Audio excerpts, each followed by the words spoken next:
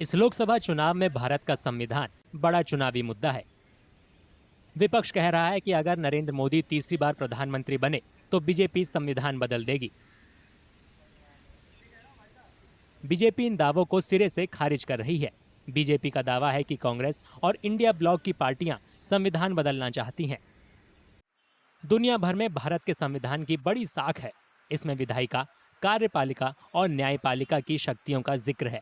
साथ ही केंद्र और राज्य की शक्तियों और संबंधों से जुड़े जरूरी दिशा निर्देश भी हैं। संविधान में भारतीय नागरिकों के मौलिक अधिकार भी शामिल हैं।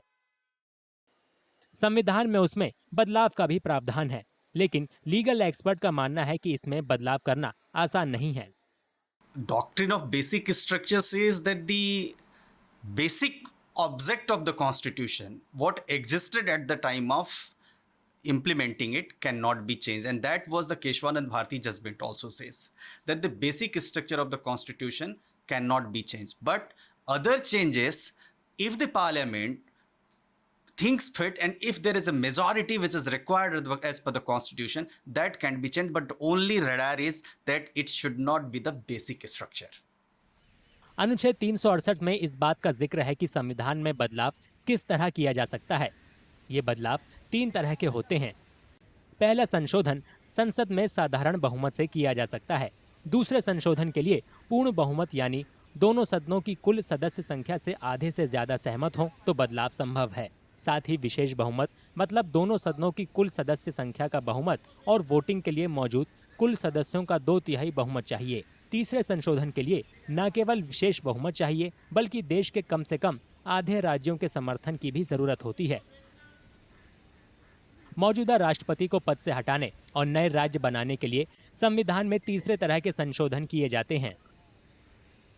Supreme Court in 1973 had said that you cannot change the basic structure of the Constitution. So even if you get 545 MPs in Lok Sabha and 250 MPs in Rajya Sabha, through a constitutional amendment, you won't be able to change the basic structure of the Constitution. Now, this judgment is coming after Golaknath, where Supreme Court has said in 1967 that Parliament cannot amend the Constitution. To amend the Constitution, it has to create the Constituent Assembly. And the argument of Supreme Court in that case was, since Parliament is the creation of the Constitution, it cannot destroy the creator. A happy wedding of two extremes, that you can amend any provision of the Constitution at will and that you cannot amend the Constitution at all, was reached in 1973 when a 13-judge bench of the Supreme Court said that Parliament can amend any provision of the Constitution, but it cannot destroy the basic structure of the Constitution. संविधान के मूल ढांचे में लोकतंत्र, संघवाद, शक्तियों का बंटवारा, न्यायिक समीक्षा और सेक्युलरिज्म शामिल है।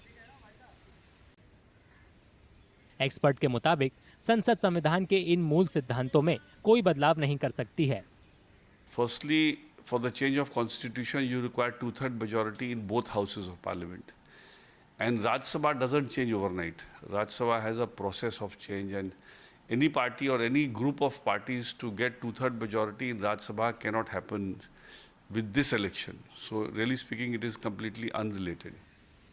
संविधान के जानकारों के मुताबिक भारतीय संविधान में संशोधन किया जा सकता है, लेकिन इसके मूल ढांचे को सुरक्षित रखा गया है। न्यायपालिका संविधान में किए गए संशोधनों की समीक्षा करने का अधिकार रखती है। इस तरह संविधान के मूल सिद्धांतों का पालन तय किया गया है।